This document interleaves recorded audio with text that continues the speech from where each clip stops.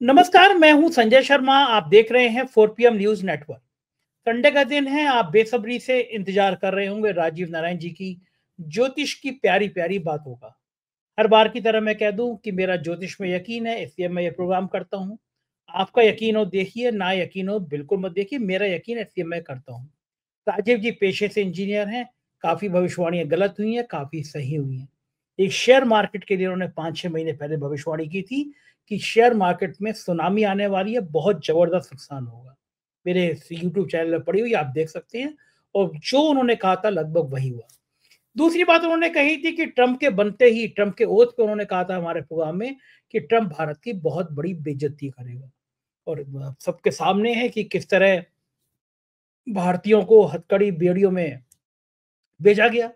Social media पे लोग पूछ रहे हैं कि हमारे प्रधानमंत्री इतना भी नहीं कर सकते थे, अमेरिका के आगे प्रतिरोध दर्ज करते, विरोध दर्ज करते। लोग ये भी पूछ रहे हैं कि हमारे प्रधानमंत्री जी एलन मस्क के बच्चों को खिलाने गए थे, उनके संग फोटो डाल रहे हैं। एक बार भी अमेरिका से कह नहीं पाए। अमेरिका दादागिरी की तरह कह रहा है कि तेल तुम रूस से नहीं हमसे खरीदोगे, मेरे टैक्स लगा दिए। बहुत रोचक बातचीत है और उन्होंने ग्रहों के आधार पर समझाया है इस वीडियो में राजीव जी ने कि कौन सा ग्रह ऐसा है जिसके कारण ये सब हो रहा है। अच्छी बातचीत है, आप सुनेंगे तो अच्छा लगेगा। चैनल को सब्सक्राइब करिए, ज्वाइन करिए। चलते हैं राजीव नारायण जी के पास। 4 PM न्यूज नेटवर्क में स्वागत है राजीव जी आपका। पॉलिटिकल आपकी भविष्यवाणियां भली इधर उधर हो जाए, लेकिन कुछ भविष्यवाणियां तो ऐसी होती हैं जिस पे आदमी अमल कर लेता। मैं भी अगर अमल कर लेता तो मैं बहुत बड़े नुकसान से बच जाता। आपने लगभग 5-6 महीने पहले कहा कि जो ग्रह है, मैं ग्रह तो भूल गया कौन सा ट्रांजिशन में आपने बताया था। आपने कहा था ये ट्रांजेक्शन में हो रहा है और ये शेयर मार्केट में बड़ा भूचाल लाएगा। तब शेयर मार्केट सटपट सटपट दौड़े जा रहा था। हमने भी जितने पैसे वैसे बचा के रखे थे वो सारे पैसे लगा दिए कि अब तो बहुत सारा फायदा होगा शेयर मार्केट में। बड़े बड़े अच्छे शेयर लिए हमने, बैंकों के शेयर लिए। अब बैंकों के शेयर 18% 20% नीचे आ गए। यानी मैंने जितना पैसा लगाया था वो उसका 25-30% नीचे आ चुका हूँ मैं आज की तारीख में। तो मुझे आज सुबह से आपकी याद आ रही थी कि अगर मैंने राजीव जी की बात मान ली होती 6 महीने पहले, आपने जो कहा था कि ये ग्रह ट्रांजिट कर रहा है और शेयर मार्केट पे इसका असर पड़ेगा, अगर मैंने तब मान लिया होता कि राजीव जी सही कह रहे हैं। मेरा मन तो किया मानने को कि आपकी बातें अधिकांश सही होती है। मेरी जिंदगी में तो जो जो आपने मुझे लेके बताया वो अधिकांश सही हुआ है। तो लेकिन फिर मैं उस समय थोड़ा लालच आ गया, ईमानदारी की बात तो ये है। मुझे लगा कि अब तो शेयर मार्केट दौड़ रहा है, मेरा पैसा भी 30-25-30% बढ़ेगा, बढ़िया बढ़िया कपड़े सिलवाऊंगा और बढ़िया बढ़िया घूमने जाऊंगा। तो थोड़ा सा लालच आ गया मुझे और पता चला कि धड़ाम हो गया। मुझे दो बातें आपसे आज पूछनी है। पहले तो आपको ये पता कैसे चल गया था कि शेयर मार्केट लोचा करने वाला है, धड़ाम होने वाला है? आपका कुछ कनेक्शन वेक्शन तो नहीं है बड़े बड़े उद्योगपतियों से? पहली बात। दूसरी बात, भारत की बैंड बच गई है। इतना ज्यादा विदेशी निवेशकों ने पैसा कभी नहीं निकाला जितना इस समय भगदड़ मची हुई है। तो ये जो स्टार्स हैं, आपके जो ग्रह हैं, ये क्या बता रहे हैं कि शेयर मार्केट में ये भूचाल बना रहेगा। और बना रहेगा तो फिर भारतीय अर्थव्यवस्था, आप पढ़े लिखे इंजीनियर हैं, आप बहुत अच्छी तरह जानते हैं इकोनॉमिक्स को भी, पढ़ते बहुत हैं आप इसलिए। तो अगर यही हाल बना रहा तो फिर भारत का अर्थ बिल्कुल जीरो हो जाएगा। क्या होगा, कहाँ रुकेगा ये भूचाल? हाँ, देखो संजय जी, सबसे पहली बात मैं अपने उसी बात पर आऊंगा लेकर के जो मैं हमेशा शुरुआत करता हूं, बृहस्पति संहिता के उस कोड से। ग्रहों के अधीन ही ये संपूर्ण संसार है। ग्रहों के अधीन ही सभी श्रेष्ठ मनुष्य, राजनेता और अन्य महत्वपूर्ण व्यक्ति होते हैं। काल का ज्ञान भी ग्रहों के अधीन है और हमारे सभी कर्मों के फल को देने वाले भी ग्रह ही होते हैं। तो सबसे बड़ी बात यह है कि मैं अपनी उस प्रेडिक्शन पे आऊंगा जो 6 अक्टूबर के आपके प्रोग्राम में मैंने कही थी, और बकायदा राइटअप भी दिखाया था। उस समय भी दर्शक चेक कर सकते हैं, दर्शक हमारे बड़े विद्वान हैं, वो चेक करें सब। वो राइटअप भी मैंने हैंड रिटन दिखाया था। और मुझे ताज्जुब ये होता है संजय जी कि जो करोड़ों रुपए का पैकेज लेकर के बैठे बड़ी बड़ी कंपनियों के और म्यूचुअल फंड के बड़े बड़े फाइनेंशियल एनालिस्ट होते थे, जो बेचारे मिडिल क्लास और पब्लिक को मतलब बहका रहे थे, भड़का रहे थे इन्वेस्टमेंट करने के लिए, वो आज सारा मैदान छोड़ के भाग गए। कोई भी नहीं दिख रहा। मतलब आज मैं भी छोटा मोटा इन्वेस्टमेंट करता रहता हूं, तो मैं भी देखता रहता हूं इनके कुछ लोगों के चैनल को। तो उसमें देखा कि अब तो वो हाथ खड़े कर चुके हैं कि हमें नहीं पता अब कहां तक कत्लेआम होगा लोगों का। ये तक कहा है उन्होंने निरंतर, मतलब अभी पिछले फ्राइडे को बंद हुआ है, उसमें भी बाजार नीचे, बहुत नीचे चला गया है। तो ये, और जिस समय की मोदी जी और ट्रम्प के साथ वो मीटिंग कर रहे थे, उस दौरान भी मतलब बाजार ने सेंस कर लिया कि क्या मामला, हम उस विषय पे आगे आएंगे। तो आप देखिए, प्रश्न ये आता है कि जो बड़ी बड़ी फाइनेंस की डिग्रियां लेकर के बैठे हैं एनालिस्ट, आज उनसे पूछो कि तुम इतनी बड़ी इतना बड़ा मतलब घमासान हो जाएगा, इतना बड़ा लॉस होगा देश की अर्थव्यवस्था के लिए भी, और साथ साथ पूरी इन्वेस्टर कम्युनिटी के लिए। आज किसी को कोई, और इन लोगों को किसी को पता नहीं है कि कब इसमें सुधार आएगा, मतलब होपलेस हो चुके हैं सब। तो मैं आपको सबसे पहले उस कुंडली को दिखाता हूं जिस कुंडली के जरिए मैंने ये प्रिडिक्शन की थी। ये कुंडली है दर्शकों 2 अक्टूबर 2024 के सूर्य ग्रहण की कुंडली है, और इसमें बकायदा मैंने देखो शेयर मार्केट पे मार्किंग की हुई है। इसके अंदर ये 5वें घर से वैदिक जो मंडेन एस्ट्रोलॉजी के अनुसार, मंडेन एस्ट्रोलॉजी की किताब है, मंडेन एस्ट्रोलॉजी की किताब के अनुसार 5वें घर से स्टॉक मार्केट आता है, और दूसरा घर जो होता है हमारी इकोनॉमी का होता है। दर्शकों को मैं पढ़ के बता देता हूं, क्योंकि जिससे कि लोगों को यह ना पता लगे। मैंने एक आपका न्यूज लॉन्ड्री करके कोई एक चैनल है, उसमें उसने मेरी, मैं दर्शकों आज आपके साथ शेयर कर रहा हूं, मुझे नहीं पता उसने वो मेरी क्लिपिंग्स को, कई प्रोग्राम की क्लिपिंग को देखे वो मेरा मजाक उड़ा रहे हैं या मेरी तारीफ कर रहे हैं। लेकिन जो भी कुछ कर रहे हैं, अब जैसे मैंने अगर प्रियंका गांधी के लिए उसमें कहा कि ये एक मिशन लेकर के, एक मिशन के लिए राजनीति में आई हैं, तो उनको ताज्जुब हो रहा था कि भाई ज्योतिष में, कुंडली में ये कैसे देखा जा सकता है कि मिशन, नैतिकता। एक मिनट रुकूंगा राजीव जी। असल में मैं न्यूज लॉन्ड्री की बड़ी इज्जत करता हूँ, कुछ बड़ी मेहनत से वो रिपोर्टिंग भी करते हैं, मैं उनका आज भी प्रशंसक हूँ। लेकिन समस्या दूसरी थी उनकी। और दिल्ली में बैठे हैं, बड़ा नाम है दिल्ली के, कुछ मीडिया हाउस को गुमान होता है कि वो दिल्ली में बैठे हैं, उनको गलतफहमी है कि वो ही चलाते हैं। तो उनको लगता है कि छोटे से जिले से उठ के एक पत्रकार आया, लखनऊ में बैठा है, 1.25 साल से वो नंबर 1 है कंटिन्यू, उसके सब्सक्राइबर न्यूज लॉन्ड्री 20 लाख पे और हम 70 लाख पे। तो उनके अंदर कहीं ना कहीं, शायद मुझे लगा, मैंने साइकोलॉजिकल पढ़ने की कोशिश की, समस्या क्या है इनको, तो लगा कि इनके ये बेचारे 20 लाख पे उठे हैं और हम 70 लाख पे, तो फिर दूसरे पत्रकारों की मजाक उड़ाते हैं। दूसरा, आप न्यूज लॉन्ड्री के यूट्यूब के वीडियो पे जाएंगे तो मैंने देखा, जब उन्होंने हम लोगों के ऊपर प्रोग्राम बनाया, मैंने देखा तो उनके व्यू, किसी भी वीडियो के व्यू आ रहे थे 2000, 4000, 6000। फिर उन्होंने मेरा मेरा फोटो लगाया 4 PM लिख का, और कुछ कहानियां लिखी केजरीवाल के इंटरव्यू को लेके, वो वीडियो चला गया 3 लाख। तो जैसे ही 3 लाख गया तो उन्होंने मेरा फोटो हटा दिया, फिर थंबनेल चेंज कर दिया। ये नैतिकता है पर मीडिया हाउस की, कि पहले माल बेचो अपना मेरा फोटो लगा के, और जब 3 लाख पहुंच जाएगा, माल बिक गया तो मेरा फोटो हटा दो, फिर केवल 4 PM लिख दो। फिर जब उनको पहली बार लग गया कि अरे यार, हमारे वीडियो तो चलते थे 5000, 10,000, 4 PM का नाम लेकर, संजय शर्मा का नाम लेकर ये वीडियो चला गया 3 लाख, तो एक और वीडियो बना दो। तो उन्होंने फिर एक और वीडियो बना दिया, वो भी चल गया। तो मुझसे मेरे मित्र ने कहा कि यार तुम कितने तकदीर वाले हो कि देश में लोग तुम्हारे नाम से अपनी दुकान चला लेते हैं, तुम्हारा फोटो लगा के 4 PM लिख के दुकान चले जाते। तो मैंने भगवान को धन्यवाद दिया कि ऐसे लोग और पैदा हों, या मेरे को इतनी कृपा बनाए रखो कि मेरा नाम और मेरा फोटो लगा के इस तरह न्यूज लॉन्ड्री टाइप के चैनल और मेरा बखान करते रहे, मजाक उड़ाते रहे, क्योंकि उनका चल नहीं पा रहा। अब देखिए, दर्शक हैं ये दर्शक कोई ऐसा नहीं है कि आप कोई कहानी बता दोगे, आप हम दिन भर ढोल पीटते रहे कि हम ईमानदार, हमने रिपोर्टिंग करी। दर्शक खुद जानता है कि कौन ईमानदार है, कौन सच्ची रिपोर्टिंग करता है, कौन किस पार्टी से अलाइन है। हम तो कांग्रेस की भी बैंड बजाई, हमने समाजवादी पार्टी की बनाई, हमने केजरीवाल की बजाई, सबके गवाह हैं। कुछ चैनल कुछ पार्टियों के खिलाफ एक शब्द नहीं बोलते। हमारे यूट्यूब पे आप एक पार्टी नहीं दिखा सकते जिस पार्टी के खिलाफ हमने बातें ना की हों। तो ये आपने जिक्र किया न्यूज लॉन्ड्री का, तो मुझे बात याद आई। तो उन बेचारों की ये कुंठा है कि उनके वीडियो चलते नहीं है। हमारा नाम लेके अगर उनका माल बिकता है तो बिक जान दीजिए राजीव, ये भी भगवान की उनकी कृपा है। बिल्कुल। तो मैं, हाँ, तो मैं इसलिए बता रहा हूं। और कभी कभी मैं देखता हूं कि कुछ वीडियो पर, किस जगह पर यूट्यूब पर कोई मार्केटिंग कर रहा था कि सिर्फ 2 घंटे में ज्योतिष सीखिए, तो मुझे हंसी आती। मैंने 20 साल लगाए, मैंने अपने जिंदगी के वो 20 साल, जब मेरे बच्चे छोटे थे, मेरी बच्चियां पढ़ने जाती थी, और मैंने वीकेंड में फरीदाबाद से दिल्ली पढ़ने के लिए जाता था। सैटरडे संडे क्लासेस होती थी। मैं एक सेकंड और रुकूंगा, सॉरी। मैं दर्शकों को यह भी बता देना चाहता हूं कि झोला छाप नहीं है राजीव जी, बेहद प्रतिष्ठित संस्थान से इंजीनियर हैं, फर्राटेदार अंग्रेजी बोलते हैं। देश के बड़े बड़े ब्यूरोक्रेट अब से नहीं, ना जाने कब से राजीव जी को जानते हैं। बड़े बड़े राजनेता राजीव जी को जानते हैं।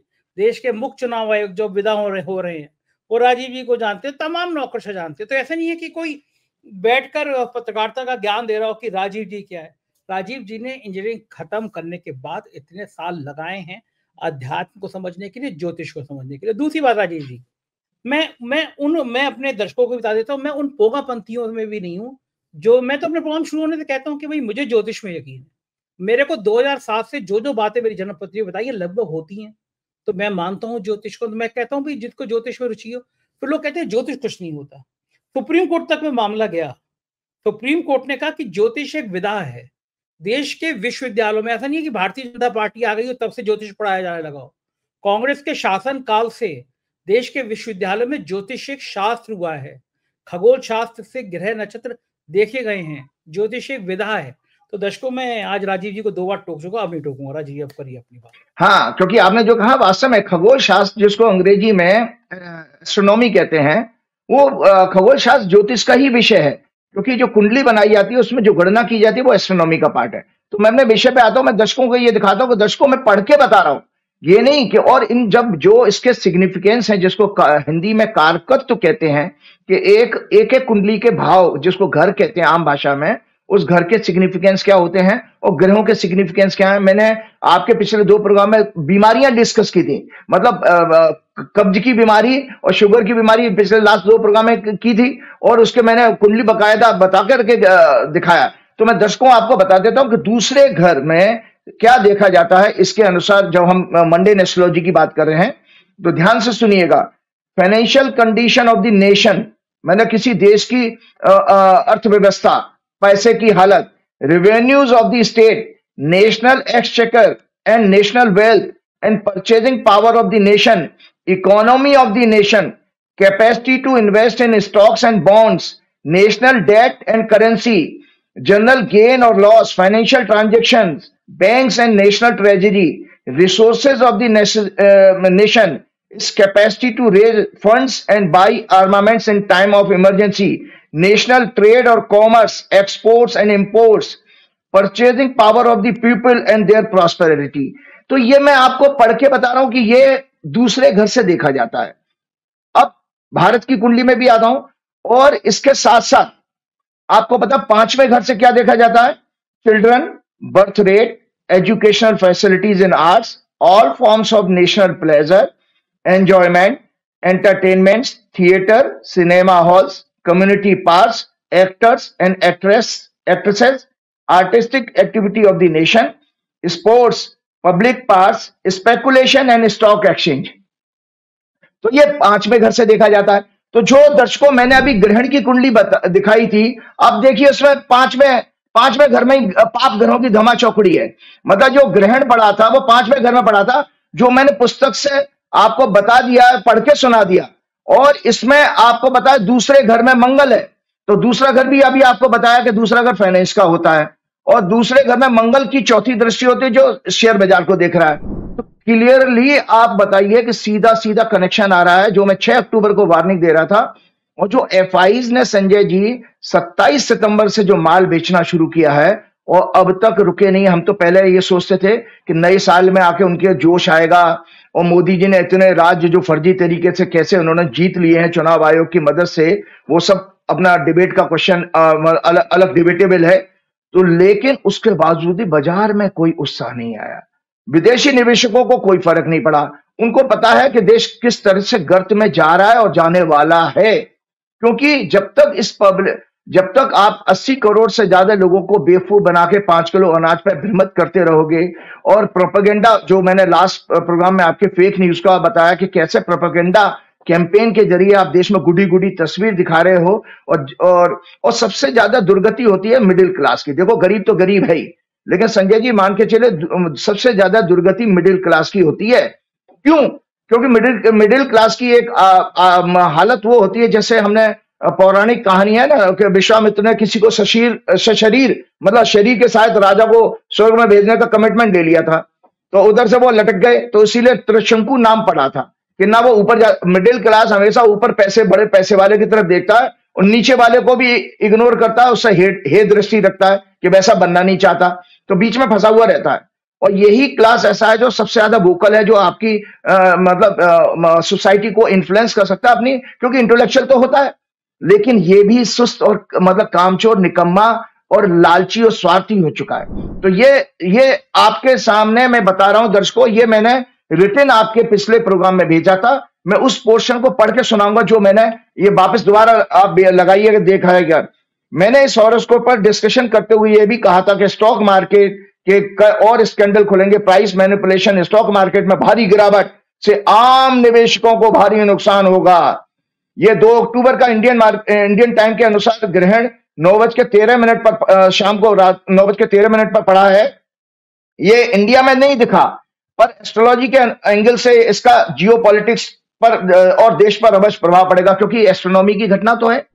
हाँ, ये मतलब इससे हमारी एक चीज पूरी हो गई। बहुत सारे जोशी और संत महात्मा पंगा पंडित ये कहते हैं अरे भाई ग्रहण हमारे यहाँ नहीं दिख रहा। इससे ज्यादा बड़ा क्लासिकल एग्जाम्पल नहीं होगा कि अगर ग्रहण पड़ा है तो विश्व में कहीं भी उसका ग्रह का असर जरूर आएगा, क्योंकि ग्रहण तो ग्रहों से बन रहा है ना।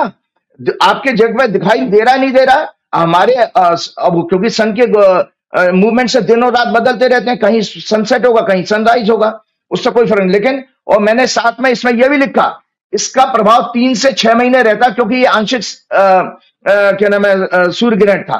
तो अब आप देखिए 2 अक्टूबर को पड़ा है, नवंबर दिसंबर जनवरी फरवरी, नवंबर दिसंबर जनवरी फरवरी, अभी 4था महीना है बाबूजी, और लगातार ग्रहण का उस असर आ गया। तो मेरी वो बात भी पूरी हो गई जो मैंने गणना में बताई कि 3 से 6 महीने तक इसका असर रहेगा, और असर दिखाई दे रहा है। और बकायदा मैंने इसमें पीछे की तरफ राइटर में लिखा इंडिया के चार्ट में, ये वेरी इंपॉर्टेंट इसमें दर्शकों लिखा हुआ, वो आप देख लीजिएगा।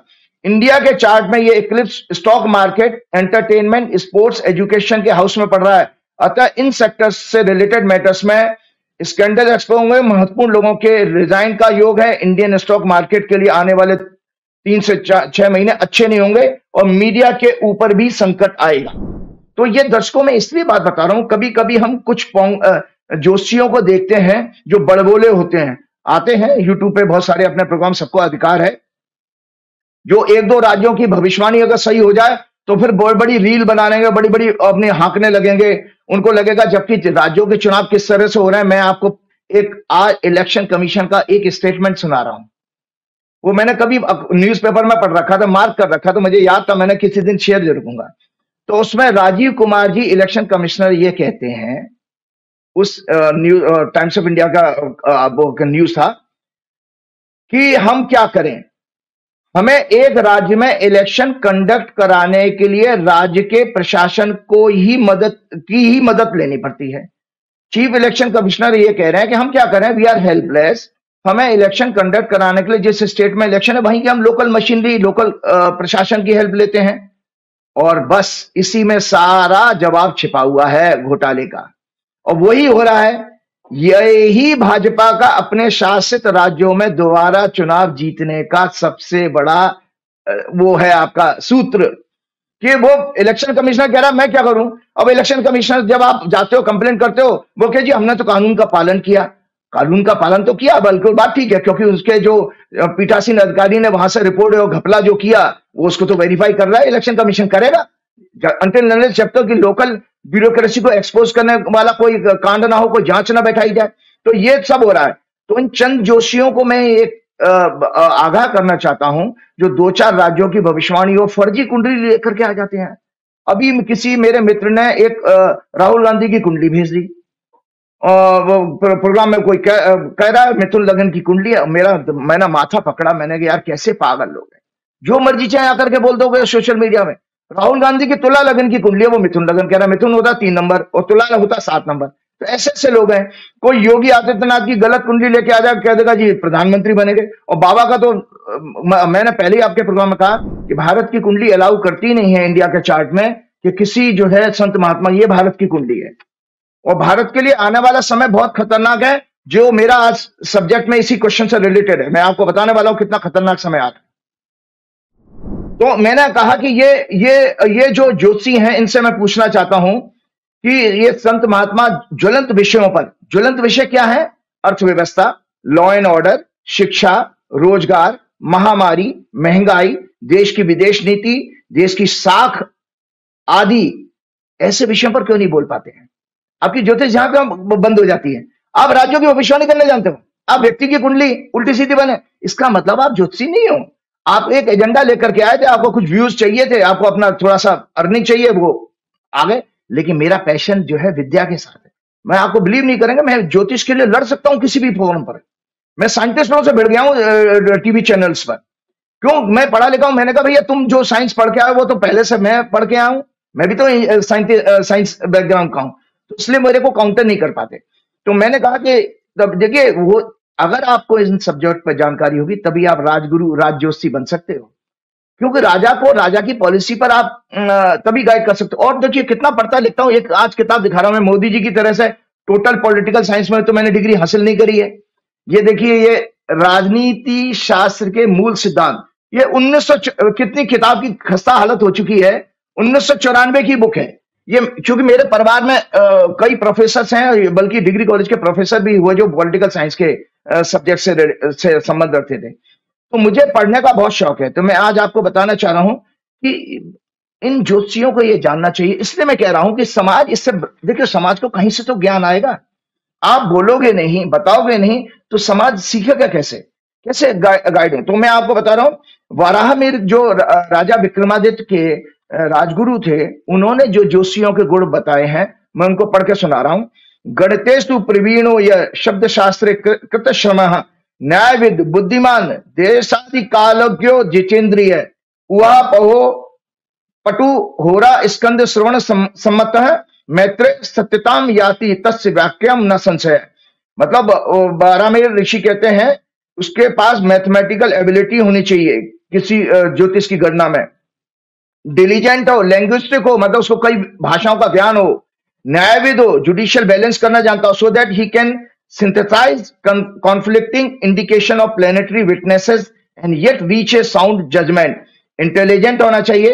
One needs to knowledge about geography, the tradition, the culture and social condition.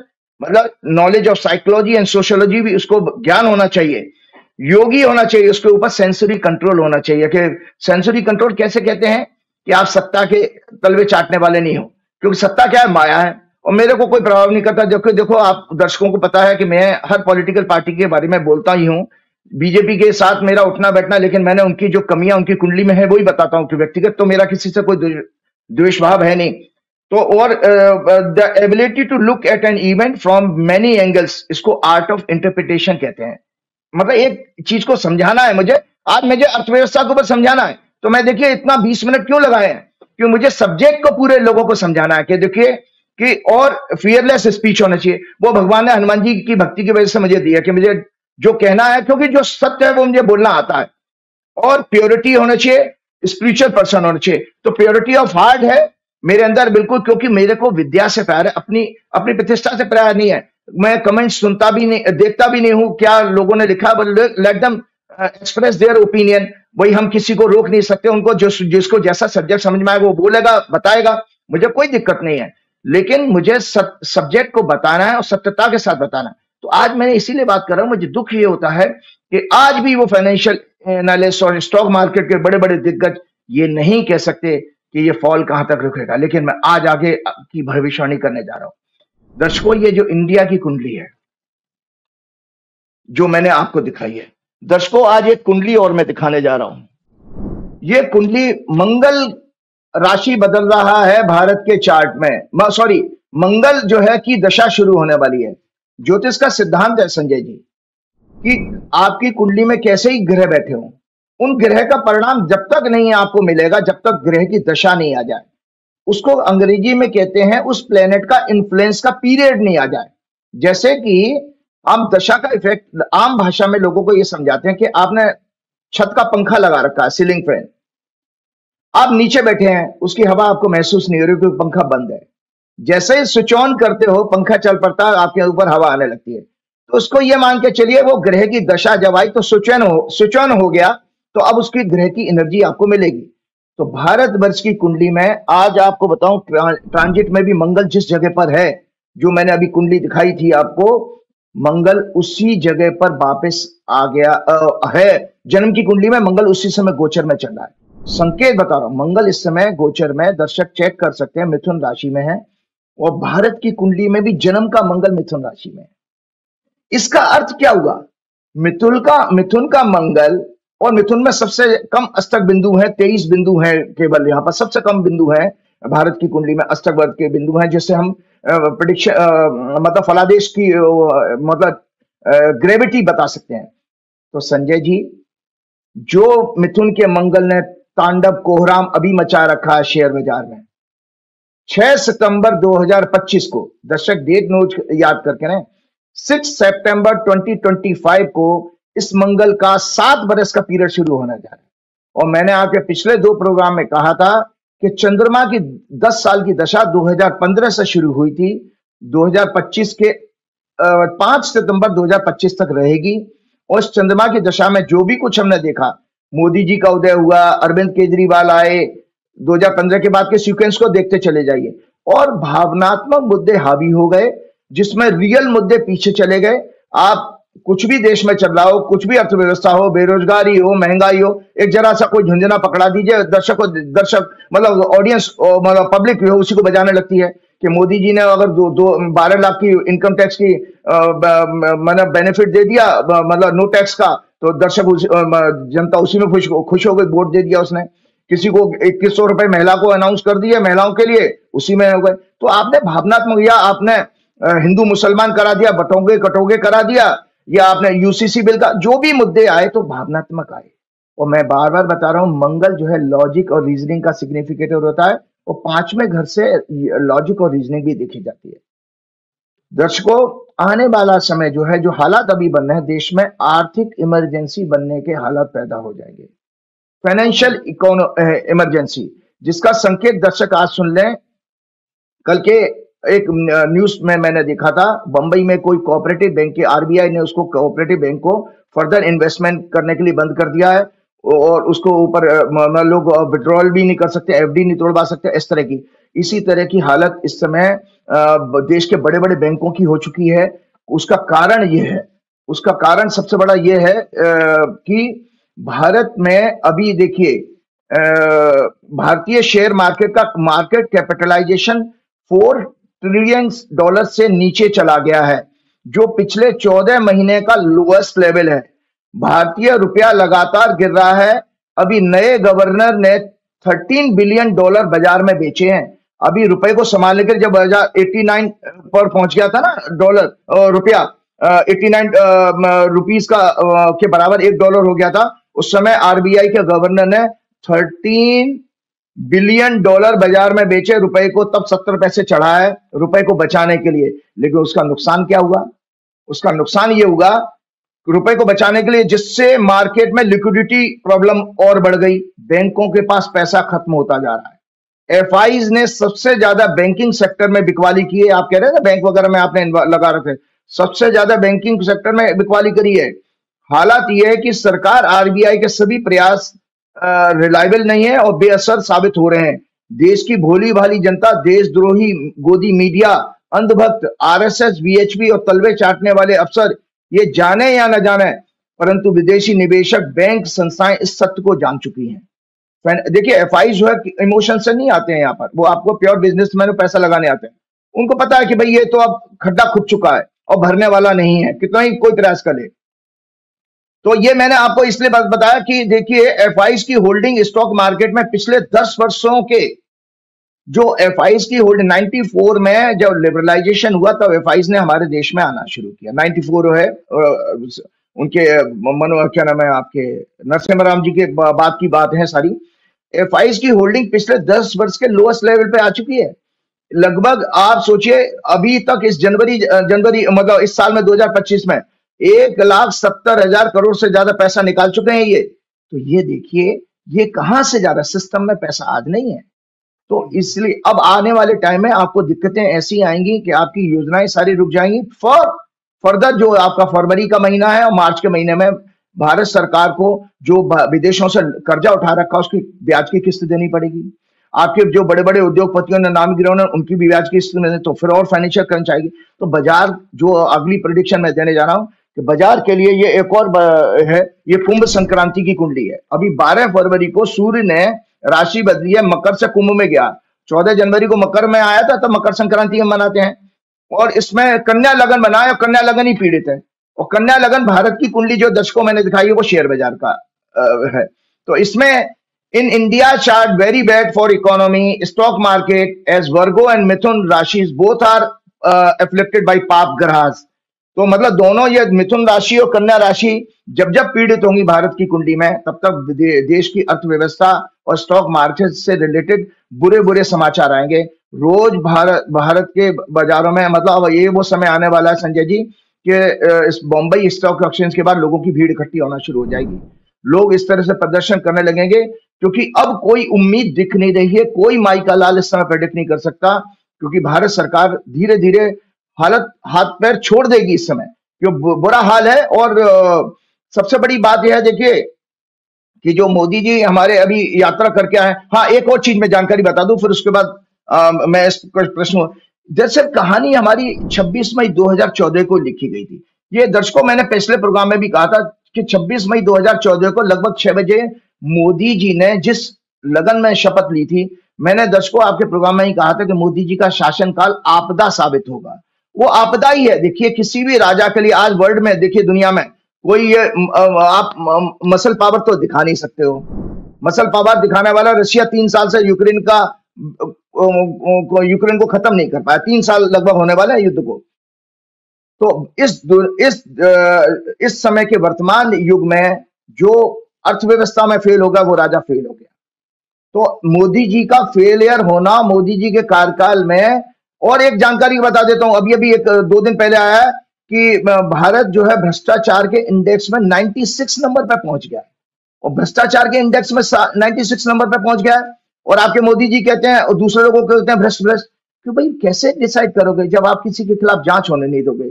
Adani के खिलाफ कोई जांच हुई नहीं, सेबी के चीफ को हटाया नहीं गया, और जितने भी आप विपक्ष के नेताओं के ऊपर ईडी सीबीआई के छापे लगे, यहाँ पर तो किसी का कुछ खिलाफ हुआ नहीं है।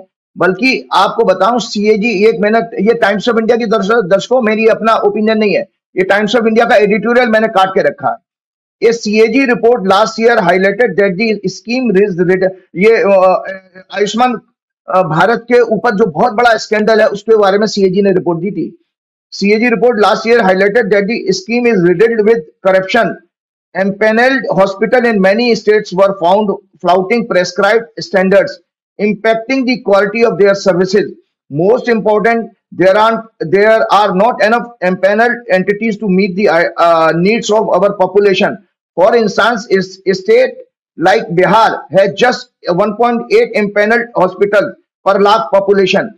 Private hospitals in many states have curtailed services, given payment delays on account of insufficient fund allocation by government. Also, the scheme doesn't cover outpatient care, OPD care, though a study has found that 40 to 80% of health expenditure in India is an OPD service. 40 to 80% OPD services है, और ये मना कर रहे हैं कि हम OPD services cover नहीं करेंगे। तो आप सोचिए, इतना बड़ा स्कैंडल हुआ लेकिन कोई रिपोर्ट नहीं है। आप के अगला प्रोग्राम है, तो मैंने कहा कि कहानी इसमें ही छिपी हुई थी कि यहाँ पर आप देखिए, मंगल जो है सेकंड लॉर्ड है, जिस लगन में मोदी जी ने शपथ ली थी, वो 12वें घर में बैठा। 12वां घर लॉस का होता है।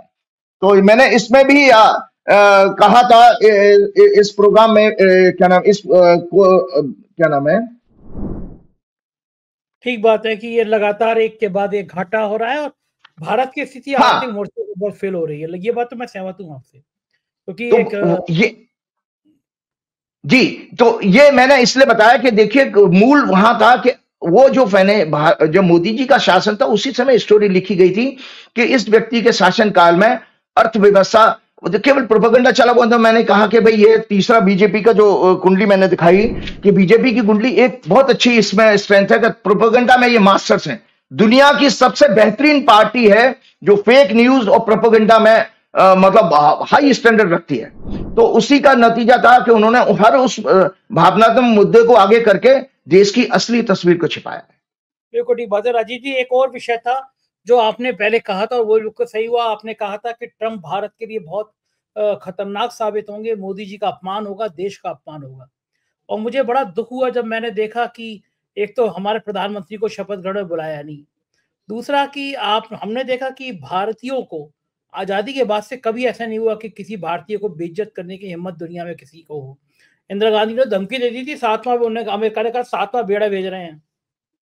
उन्होंने कहा तुम 7वां भेजो, 8वां भेजो, 9वां भेजो, हम निपट लेंगे, हमें जो करना है हम वो करेंगे। और अमेरिका झुक गया था। मनमोहन सिंह ने हमारी एक राजदूत को वहां पे अरेस्ट किया था, घरेलू नौकरानी को पूरे पैसे ना देने में। उन्होंने यहाँ पे एक आदमी कह दिया था कि हम तुम्हारे एक राजदूत एम्बेसी का हम लोग अरेस्ट करा देंगे। तो सारे हटा दी थी सिक्योरिटी 24 घंटे के अंदर। वो सब गए थे, डर गए, बोले हम अपने यहाँ कानून के हिसाब से इन पे मुकदमा चलाएंगे। झुक गया था अमेरिका एक धमकी के आगे। और हमारे साहब, हाँ, आर्मी का जहाज उतरता है वहां पे, पैरों में बेड़ी, हाथों में हथकड़ी लगा के भारतीय वापस भेजे जा रहे हैं। ये छोटे छोटे देश है, उन्होंने मना कर दिया जहाज उतरने से, अपना जहाज बेचा कि हमारे नागरिक है, हम ले आएंगे। और तिहाड़ जेल से रिटर्न सुधीर चौधरी कह रहे हैं कि भाई इनलीगल गए थे तो ऐसी तो आएंगे, इन्हें शर्म नहीं आती। ये गोदी मीडिया के पालतू लोग ऐसा लिख रहे हैं। आज ट्रंप ने लिख दिया कि ग्रेट प्राइम मिनिस्टर, और इतने लोहा लोहान हो रहे हैं जितने गोदी मीडिया के ये एंकर नहीं आए, डांस कर रहे हैं। देखो ट्रंप ने प्राइम मिनिस्टर को क्या लिख दिया। उधर ट्रंप ने टैरिफ को लेकर जो बवाल मचाया, जिस तरह धमकी दी, उससे तो शेयर मार्केट आपने बता ही दिया किस तरह धड़ाम हो गया, दिखाई दे रहा है। लेकिन मुझे बड़ा दुख हुआ कि प्रधानमंत्री को एक बार लाल आंखें करके कह देना चाहिए था कि भाई तुमने हमारे भारतीय वापस भेजे, हम नहीं आएंगे तुम्हारे देश। लेकिन प्रधानमंत्री इतने उतावले थे, पहुंच गए, एलन मस्क के बच्चों को खिला रहे हैं, उनके फोटो डाल रहे हैं, एलन मस्क के बच्चों को खिला रहे हैं। लोग सोशल मीडिया पूछ रहे हैं कि हमारे प्राइम मिनिस्टर क्या वहां बच्चे खिलाने गए थे? किसी गोदी मीडिया के पत्रकार के बच्चे बुला लेते, उनको ही खिला लेते हैं। एलन मस्क के बच्चों को खिला रहे। ये जो देश इस तरह अपमानित करके हमारे भारतीयों को भेज रहा हो, देश में जाकर उस देश के प्रधानमंत्री का दोस्त है अगर कोई उद्योगपति, उसके बच्चों को हमारा प्राइम मिनिस्टर खिलाए, फोटो डाले, कितना शर्म होता है ना, कितनी शर्म की बात आती है। तो आपने जो कहा था कि ट्रंप के आने से भारत का अपमान होगा, प्रधानमंत्री का अपमान होगा, लगभग वो बात पूरी तरह सच साबित हुई। क्या ये योग आगे भी चलेगा? ट्रंप जी बिल्कुल, क्योंकि आपके स्टूडियो में आपके लोगों के पास मेरी पिछली कुंडली है, मैं इसमें कुंडली नहीं दिखा रहा हूं, जो ट्रंप की ओथ की कुंडली, भारत की जो कुंडली मैंने दिखाई है, उन दोनों कुंडली को फिर से दिखाइएगा, आप लोगों के पास है। मैंने कहा था कि भारत की कुंडली का ये 12वां घर है, 12वां घर होता है अपमान का, ह्यूमिलेशन का। तो जो मोदी जी की अभी जो मतलब इसी वीकेंड में जो आपकी जो यात्रा हुई है अमेरिका की, एक बेहद फ्लॉप और बेहद अपमानजनक हुई है। कि आपने बिल्कुल ठीक बात कहा कि मोदी जी से जब वो प्रश्न पूछा गया प्रेस कॉन्फ्रेंस में इलीगल इमिग्रेशन का, तो मोदी जी बड़े चौड़े होकर ऐसे बात कर रहे थे जैसे वो ट्रंप के सरकार के प्रवक्ता हैं। वो कहे हाँ भाई जी, ये तो बात गलत है कि जो लोग इलीगल डॉक्यूमेंट्स में आए हैं तो उसको ह्यूमन ट्रैफिकिंग कह रहे थे कि भाई ये तो बहुत कानूनी है। और मैंने तो इनको कहा है यूएस सरकार को कि भाई अगर हमारे आदमी है तो मैं उसको लेने के लिए तैयार हूं। लेकिन वहां मोदी जी एक बार भी, और वहां किसी पत्रकार ने यह भी नहीं कहा कि भाई आप ठीक है, आपके लोग हैं, इलीगल आए हैं, आप वापस ले लेंगे। लेकिन उनके साथ जो ट्रीटमेंट किया गया कि उनको हथकड़ी डाल के, उस पर आपने डोनाल्ड ट्रंप को क्यों नहीं कहा कि भाई अगले बार मत करिएगा। और संजय जी, आप हमारा आज प्रोग्राम 15 तारीख का है, आज एक प्लेन आने वाला है और एक 16 तारीख को प्लेन एक और आने वाला है, लगभग 150-200 कितने हैं वो और आने वाले हैं। मैं तो ईश्वर से प्रार्थना करूंगा उन बच्चों का कोई इस तरह से अपमान ना हो जैसे पिछली बार हुआ उनको, क्योंकि भारत सरकार ने तो अमृतसर का हवाई अड्डा इसलिए चुना है सो दैट मीडिया के कवरेज से बचा जाए, वरना अहमदाबाद और दिल्ली बुलाते तो तू हो जाती, क्योंकि ज्यादातर इसमें गुजरात और पंजाब के लोग ज्यादा आ रहे हैं इसमें, अब गुजरात, पंजाब, हरियाणा। तो मैं आपको बता रहा हूं कि मोदी जी ने वहां पर भी अपने बच्चों के साथ जो अपमान हुआ उसके बारे में कुछ नहीं बोला। सिलसिलेवार मैं बता देता हूं कि दरअसल ये प्रेस कॉन्फ्रेंस, मोदी जी की यात्रा क्या रही, इसमें केवल और केवल विन विन पोजीशन में था तो अमेरिका था। अमेरिका ने जो अमेरिका का एक राजा जो बहुत बेहद अनस्टेबल माइंड का है, डोनाल्ड ट्रंप, वो एक बहुत चतुर बिजनेसमैन की तरह से उसने हर शर्त मोदी जी से मनवाई है, हर शर्त मनवाई है। जैसे यूएस एडमिनिस्ट्रेशन ने यूएस कंपनीज द्वारा विदेशों में करप्शन के लॉ, एक और बड़ी गलत प्रचार किया गया कि वो जो फॉरेन कंट्रीज में यूएस का जो लॉ था करप्शन का, उसके ऊपर उसने पॉज लगाया।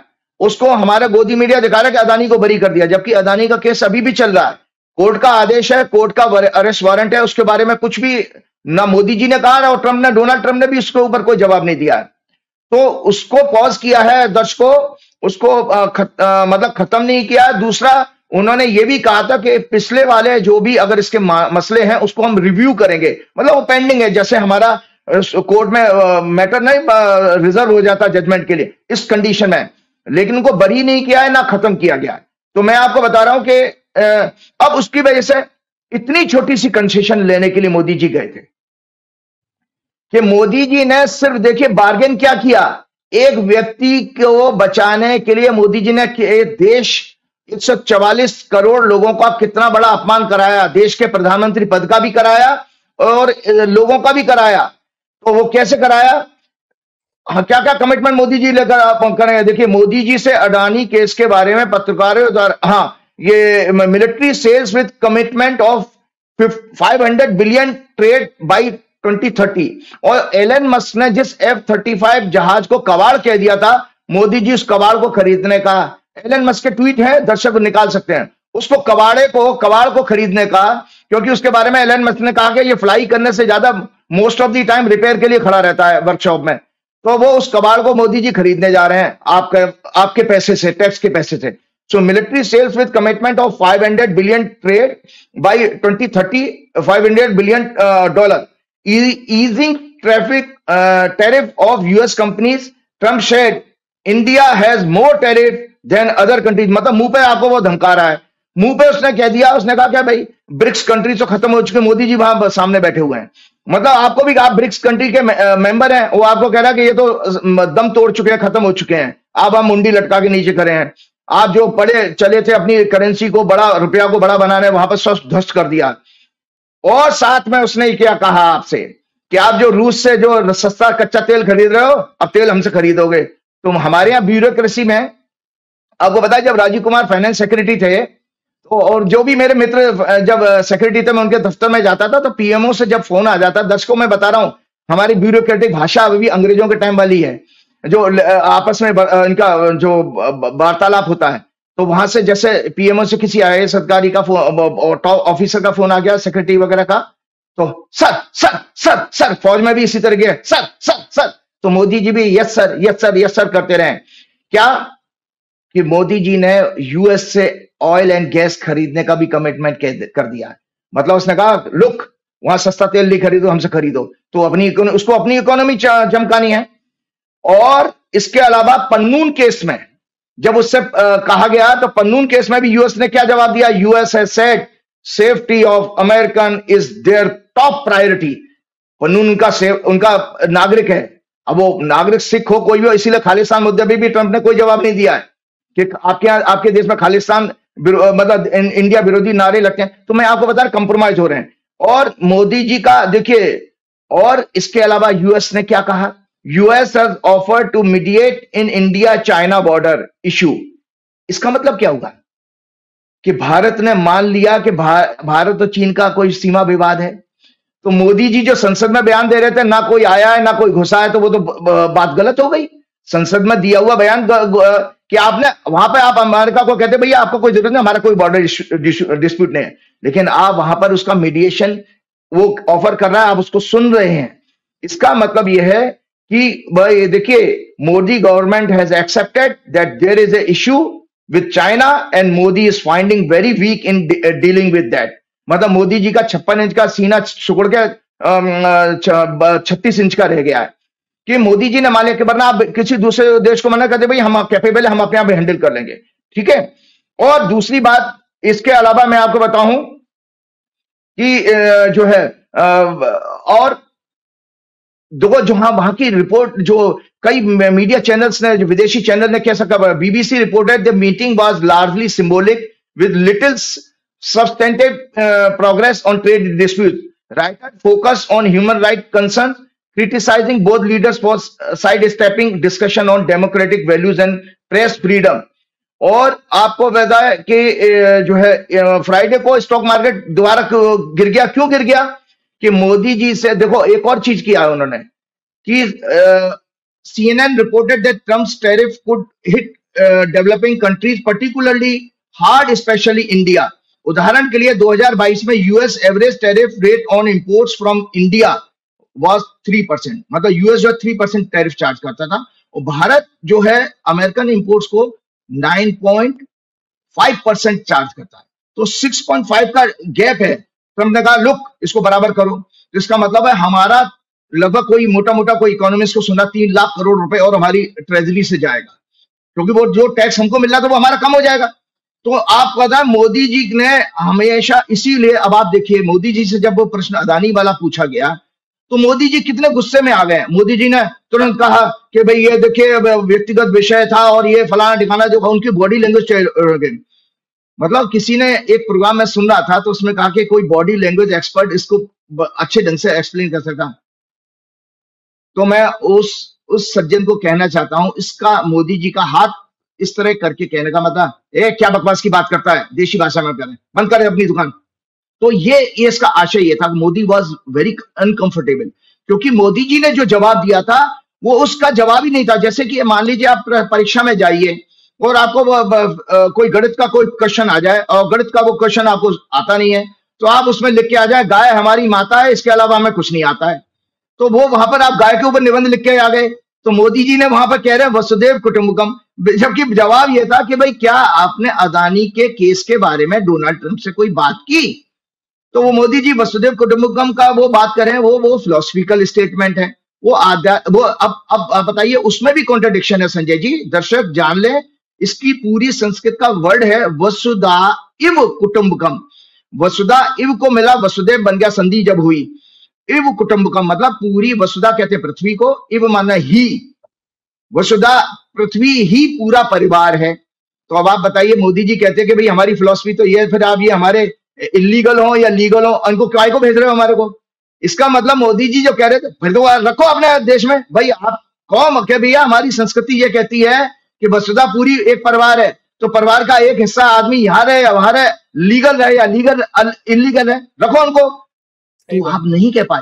तो आप जो कह रहे हो वो उस पर चरितार्थ नहीं कर रहे हो, उसको तो मतलब आपको पता ही नहीं है, उसको नॉलेज ही नहीं है। आपको स्पीच लिख के दे दी जाती है, बक देते हो। क्यों? वैसे भी देखिए, मुझे एक हैरानी होती है संजय जी, जल्दी जल्दी वो, उसके बाद हम अपना लास्ट क्वेश्चन जो लेंगे टॉपिक, कि मोदी जी की जब जब डिग्री का केस आता है तो एएसजी तुषार मेहता क्यों फाइट करने चले जाए, डिबेट करने चले जाते हैं। गुजरात यूनिवर्सिटी का आया तब भी तुषार मेहता, मतलब एक सॉलिसिटर जनरल इतना हल्का आदमी हो गया कि डिग्री जैसे छोटे केस को से बचाने के लिए वो भाग जाता है। तो गुजरात यूनिवर्सिटी के केस में भी अभी अभी कुछ लास्ट वीक में मैं पढ़ रहा था कि दिल्ली यूनिवर्सिटी में भी केस आ गया था, तो वो दिल्ली यूनिवर्सिटी के केस को भी वो लड़ने के लिए गया। क्योंकि इसमें खतरा क्या है आपको पता है कि देखिए, अगर जिस दिन देखो ये केस जो है पता लग गया, तो उसी दिन आप मान के चलिए कि मोदी जी को जेल होने के साथ साथ आपके जो, अगर इसके सत्य पता लगे तो पॉलिटिक्स खत्म हो जाएगी। क्योंकि आपने देश के लोगों के साथ सत्य छिपाया, एफिडेविट गलत दिए हैं जगह जगह पर। इसके कारण ये सीरियसनेस है, तब सॉलिसिटर जनरल को जाना क्या नाम है, इसके लिए भागना पड़ता है। क्योंकि ये फोर्जरी का केस 420 केस बनता है, और उसमें सभी जगह संवैधानिक संस्थाओं को, मतलब ईसीआई से लेकर सभी जगह उनको देना पड़ा। मैं आने वाले टाइम में इसके बाद अगला प्रश्न लेता हूं। मैं एक देश के विपक्ष के लोगों के साथ कहता हूं, पहले अगले प्रोग्राम में डिटेल में बात करूंगा। ना तो आम आदमी पार्टी खत्म होने जा रही है, ना इंडिया अलायंस खत्म होने जा रहा है, ना कांग्रेस खत्म होने जा रही है। देखिए कि जब सारे संस्थाओं पर किसी सत्ता का कब्जा हो गया है तो हताशा होना स्वाभाविक है। प्लस जनता भी सत्य को नहीं जानना चाहती है, तो उसमें जिम्मेदारी वैसे राजनीतिक नेताओं की होती है कि उस सत्य को जनता तक पहुंचाना चाहिए। और एक बहुत चौंकाने वाला बात और बताता हूं कि जो मंगल का मैंने ये बताया, मंगल जो है, मंगल और शनि कन्या राशि को देखेंगे, क्योंकि उस समय शनि मीन राशि में होगा। जब मंगल राशि बदल रहा है भारत की कुंडली में, मतलब सॉरी, जब मंगल की दशा शुरू हो रही है उस समय कन्या राशि पीड़ित हो रही है। कन्या राशि हमारे, जो मैंने किताब दिखाई थी मंडेन एस्ट्रोलॉजी की, उसमें संतान का भाव होता है 5वां घर। आपको जानकारी के लिए बताते हो, एक बहुत बड़ी समस्या आ रही है पूरे दक्षिण भारत में, इस चीज से जूझ रहे हैं वो, कि आपके चंद्रबाबू नायडू ने भी कहा कि ज्यादा बच्चे पैदा करो। विश्व के जापान से लेकर कई देश परेशान है, चाइना में परेशान है कि लोग अब बच्चे पैदा करने के लिए प्रमोशन और वो जो है अलग अलग तरीके से स्कीम्स दे रहे हैं। भारत की कुंडली में आपकी मतलब चाइल्ड ग्रोथ रेट कम हो जाएगी, जनसंख्या वृद्धि कम होगी, क्योंकि ये बच्चे के घर पर लोग अब शादी करना बंद कर देंगे। जब देखिए आज के समाज में आज का युवा जो है फाइनेंशियली स्टेबल होना चाहता, तब वो मेरे पास तो सैकड़ों केस आते रहते हैं कि 32 साल के लोग हो गए, शादियां नहीं हो रही हैं, ना लड़की मिल रही ना लड़के मिल रहे हैं, क्योंकि बच्चे तैयार ही नहीं हो रहे हैं, उससे ज्यादा लिविंग इन रिलेशनशिप में रहते हो। तो आने वाले टाइम में इन 7 वर्ष में मंगल की दशा में चाइल्ड ग्रोथ रेट भारत की कम होने वाली है। जो भारत कभी युवा देश बनता था, धीरे धीरे हम बूढ़े लोगों का देश बनते चले जाएंगे, क्योंकि मंगल और शनि की जहां पर दृष्टि हो वहां उस ग्रोथ को खत्म कर देते हैं, संतान भाव को। और इसके अलावा मैंने एक चीज और बताई थी कि अब ऐसे केसेस में जो राजनीतिक लोगों का लिए एक संदेश है, आने वाला समय देश के लिए अत्यंत दुखद समाचार संकटों का संकेत दे रहा है।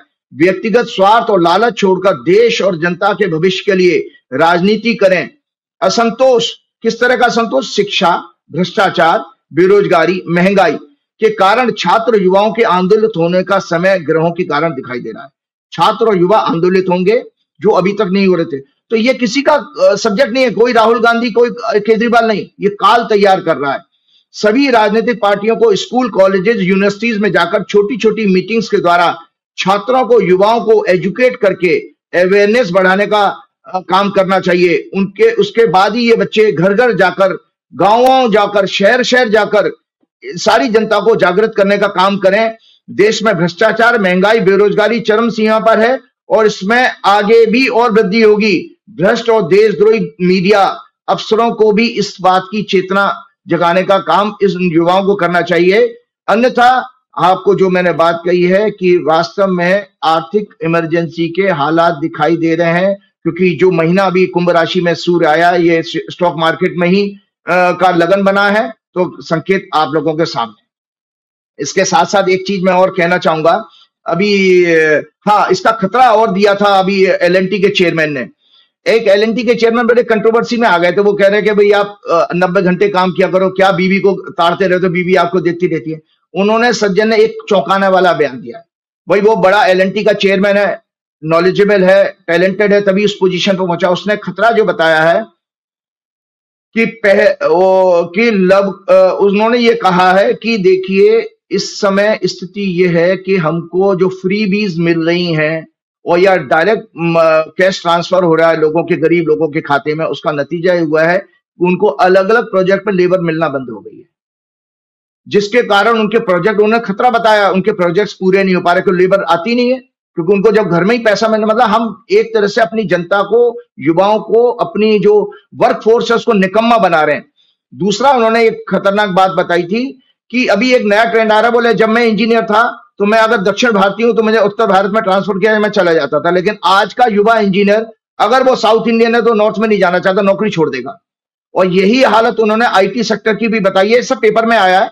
उन्होंने आईटी सेक्टर में भी कहा कि अगर कंपनियां कहती हैं कि ऑफिस में आओ, तो वो वर्क फ्रॉम होम की उनको ऐसी लत लग गई है कि वो वर्क फ्रॉम होम के बजाय अगर आप ऑफिस में बुलाओगे तो वो नौकरी छोड़ देते हैं। तो इस तरह से वर्क फोर्स में डायरेक्ट प्रॉब्लम आना शुरू हो गई है। इसका कारण यह है, देखिए दर्शकों, ये एक कुंडली को ध्यान से समझिए। धर्म, अर्थ, काम, मोक्ष, 4 पुरुषार्थ वेदों में कहे गए, धर्म, अर्थ, काम, मोक्ष। तो आपको पता है काम कहते हैं डिजायर को, तो तीसरा घर, छठवां घर और 11वां भाव, ये काम त्रिकोण कहे जाते हैं। अगर ये पीड़ित हो तो आपका युवा, आपकी जनता निकम्मी होती चली जाएगी, जिसकी चिंता सुप्रीम कोर्ट ने भी की है कि ये फ्रीबीज पैरासाइट बना रही है, जो क्योंकि इससे फिर क्या है, देश की प्रगति, देश की ग्रोथ एकदम खत्म हो जाएगी।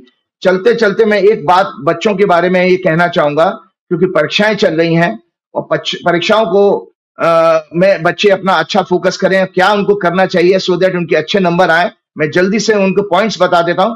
According to mental health professionals, flawed education system and rising pressure of exam and employment are the main cause of student suicide.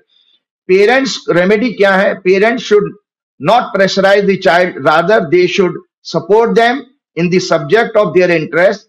They should always motivate them. In today's time, rather parents need counseling. Parents को ज्यादा जरूरत है counselling की, क्योंकि अपने सारे सपने उनके ऊपर थोप देते हैं। Don't discourage the child through the judgment pressure by maintaining grandma's rules. Grandma का rule क्या हुआ था? Early and healthy eating, enough sleep of 8 hours, sports daily, light exercise, walking in park, avoiding alcohol, aerated drinks, high intake of sugar, chocolate, ice cream, junk food. One can manage daily pressure. Parents should constantly monitor thought of child. They should listen them patiently. In this way, their emotional and negative thoughts can be channelized. While in pressure, children should detoxify them with 20 times deep breathing through stomach. जो मैं हमेशा कहता हूं कि पेट से गहरी सांस 20 बार लीजिए, एकदम आपका माइंड कंट्रोल होना शुरू हो जाए. Drinking a glass of water and at least 1 kilometer walk. During exam, they should avoid electronic gadgets like mobile, TV, and social media platform. They should always be in company of people who have positive mindset and creative attitude. They should practice meditation if they can. Meditation is an art of conditioning of mind. It controls cortisol hormone, a negative hormone, and increase the level of adrenaline, जो positive hormone है. They should always plan their studies in short term and medium term perspective. Remember, 60% of one's success depend on efforts, 20% on strategies, and 20% on guidance. Mantra है success का sincerity, decide and determination, time management, and self confidence. Always remember, there is no shortcuts to success. Meditation and other holistic guidance remove mental suffering, increase blissful state, develop and strengthening psychic senses, increasing spiritual energy and hormonal health, and remove fear, phobia, lethargy, and other addictions. There are 3 most powerful emotions: fear, worry, and enthusiasm. A cause of fear is ignorance. So हमेशा एक famous quote याद रखिएगा, nothing is to be feared. It has to be understood through chintan. The moment we start finding the facts or truth and the cause of fear, it gets removed. One should live. भगवान ने गीता के इस अध्याय में कहा, हे अर्जुन, अपने मनुष्य को अपने ही प्रयासों से ऊपर उठाना चाहिए, और आपके ही प्रयास आपको नीचे लेके जाते हैं, क्योंकि आप ही अपने चैप्टर 6 में कहा है, श्लोक नंबर 5 और 6 में, कि आप ही अपने सबसे बड़े शत्रु हैं और आप ही अपने सबसे बड़े मित्र हैं. एक छोटी सी केस स्टडी देके प्रोग्राम समाप्त करता हूं. देखिए, अक्सर जो है आप लोग कहते हो, आप लोग का मतलब आप भी ये शामिल हैं कि देखो, मैं साइंस का स्टूडेंट, हमने इस विषय भी चर्चा की थी कि जो अगर जुड़वा बच्चे होते हैं उनकी कुंडलियां तो सब एक ही होंगी, फिर वो अलग अलग लाइन में कैसे चले जाते हैं. कई सारे मेरे पास केसेस ऐसे आए कि लड़का लड़की है जुड़वा, लड़की आर्ट्स पढ़ रही है और लड़का साइंस पढ़ रहा है. इस मिस्ट्री को कौन रिजोल्व कर पाएगा? कोई नहीं कर पाएगा, एक एस्ट्रोलॉजर कर सकता है. तो मेरा इंजीनियरिंग कॉलेज का दर्शकों, उसने, मेरे फ्रेंड ने भी कहा था, राजीव मैं भी सुनूंगा. मेरा इंजीनियरिंग कॉलेज का क्लासमेट, उसके ट्विंस हैं, 2005 में पैदा हुए 2 लड़के हैं. उसका मेरे पास लास्ट ईयर प्रोग्राम है, क्योंकि बच्चों की शिक्षा से संबंधित टॉपिक था, इसलिए ले रहा हूं. उसका लास्ट 10-15 दिन से फोन आ रहा था कि राजीव, मेरे बेटे ने, छोटे वाले बेटे ने पढ़ने से मना कर दिया, बोले मैं कॉलेज नहीं जाऊंगा. अब वो परेशान है अमेरिका में, दोनों बच्चे अमेरिका में पैदा हुए हैं. तो दर्शकों, मैं आज कुंडली दिखा रहा हूं. ये है, देखो दर्शकों, बड़े वाले की कुंडली. मैंने नाम हटा दिए हैं. बड़ा वाला बच्चा पैदा होता है 2 जुलाई 2005 को, शनिवार का दिन है, 11:13:20 पे, बाल्टीमोर, मैरीलैंड, यूएसए. 11:13:20. और छोटा वाला पैदा होता है, यह है छोटे वाले की, छोटा वाले का समय है 11:15:50. मतलब कितना है? 2 मिनट 30 सेकंड, 2.5 मिनट का फर्क है दोनों के जन्म में. और एक बच्चा आराम से मेडिकल पढ़ रहा है, मतलब बायोलॉजी पढ़ रहा है, स्पोर्ट्स खेल रहा है, दूसरे ने कॉलेज जाने से मना कर दिया. तो जब मेरे पास समस्या आई, मुझे गाइड करना है, तो देखो दोस्तों, इससे ज्यादा बढ़िया काउंसलिंग क्या हो सकती है किसी मतलब ये मेरे लिए, तो इसलिए मेरा पैशन है ज्योतिष, मैं पहले ही बता चुका हूं. तो मैंने जब कुंडली देखी कि दोनों की कुंडली है, तो जवाब मुझे कहां मिला? दर्शकों, ये देखिए, ये है बड़े वाले की डिविजनल चार्ट, षष्ठीयांश. बच्चे देख लें, इसमें चंद्रमा की स्थिति देखिए, 9वें घर में चला गया चंद्रमा. और इस कुंडली में ये देखिए, मीन लगन की कुंडली है. 5वां घर शिक्षा का होता है, 5वें घर का स्वामी 9वें घर में गया, मतलब एक भाग्यस्थान से दूसरे भाग्यस्थान में. तो ये बच्चा तो पढ़ रहा है, और ये बच्चा स्पोर्ट्स में क्रिकेटर बहुत अच्छा है। इसका बाप भी, इसका फादर जो है नवजोत सिंह सिद्धू का क्लासमेट साथ खेला है पटियाला में। ये मेरा फ्रेंड जो है पटियाला का रहने वाला था। और ये देखिए छोटे वाले बच्चे की कुंडली दिखा रहा हूं, ये देखो दर्शकों, इस कुंडली में ये सस्यांश D60 चार्ट होता है, जो आपके ग्रह की डिग्री के 1/60वें हिस्से से 1/60th से डिवीजन से बनता है। इस कुंडली में जवाब मुझे मिल गया। इसमें उसका चंद्रमा 8वें घर में चला गया छोटे बच्चे का। ये देखो छोटे बच्चे की कुंडली है, अलग नहीं। 2.5 मिनट में हाँ 2.5 भाई, क्योंकि ऐसा ना, जब फ्रैक्शन करेंगे 60 से डिवाइड करोगे तो भाई साहब बहुत छोटा छोटा आ जाएगा। तो उससे जो कुंडली बनी उसमें जवाब मिल रहा है, देखो 2.5 मिनट। मतलब मैं कह रहा हूं ये मेडिकल साइंस के लिए भी जबरदस्त रिसर्च है, और ये मेरा तहलका मचा देगा जब ये मेरी फाइंडिंग लोगों तक पहुंचेगी। इसमें देखिए चंद्रमा जो है, इसमें 5वें घर से शिक्षा देखी जाती है। 5वें घर सिंह राशि आ रही है, और सूर्य जो है 12वें घर में चला गया। 12वें घर होता है लॉस का, इसीलिए बच्चे ने पढ़ाई का इंटरेस्ट खो दिया। और चंद्रमा उसका मन नहीं लग रहा है, 8वें घर में चला गया, पीड़ित हो गया। तो उस बच्चे का मन नहीं लग रहा पढ़ाई में, उसने कॉलेज जाने से मना कर दिया। 2005 का बर्थ है, तो सोच लीजिए बच्चे का जो है 20 साल का बच्चा हो गया। किसी बाबा का बच्चा 20 साल का, अब क्या करें? तो उसने मेरे से पूछा, तो मैंने उसको जानते हो क्या समझाया? ये बच्चे को इंजीनियरिंग सब्जेक्ट दिला बैठा था। मैंने उससे कहा दर्शकों कि इसको साइंस छोड़वा दो, ये साइंस नहीं चला पाएगा। ये बच्चा आपका फाइनेंस की फील्ड में जाना चाहिए। इसको इन्वेस्टमेंट बैंकिंग में या फाइनेंस में कोई बीबीए टाइप का, जैसे इंडिया में कोर्स होता है कि ग्रेजुएशन के बाद बीबीए, 12वीं के बाद बीबीए प्लस एमबीए होता है, कि फाइनेंस का फील्ड बनेगा। मतलब बड़ा बेटा साइंस पढ़ रहा है, बायोलॉजी, दूसरे बेटे को इस कुंडली के आधार पर मैंने गाइड किया कि जो है आपको जो है आर्ट्स में, मतलब फाइनेंस की फील्ड में डालना चाहिए। इसके साथ चलते चलते श्री गुरु चरण सरोज रज निज मन मुकुर सुधार, वर्णव रघुवर विमल जसु जो दायक फलचार, बुद्धिहीन तनु जान के सुमरो पवन कुमार, बल बुद्धि विद्या देव मोह हरऊ कलेश विकार। ये बच्चों, आप लोग अपने स्टडी टेबल पर सरस्वती माता की, एक हनुमान जी की आशीर्वाद वाली कोई फोटो जरूर लगा के रखिए। और आपको मेरी तरफ से बहुत बहुत शुभकामनाएं परीक्षाओं के लिए। माँ बाप को भी बहुत सारा जो है शुभकामनाएं कि आप अपने बच्चों का ध्यान रखिए, हमेशा मोटिवेट करिए। इसके बाद जय श्री राम, जय हनुमान। बहुत बहुत शुक्रिया राजीव जी, थैंक यू। तो ये थे राजीव नारायण जी और उनकी भविष्यवाणियां। मुझे यकीन है कि आपको अच्छी लगी होंगी। आपके प्यार भरे कमेंट का मुझे इंतजार है। Thank you.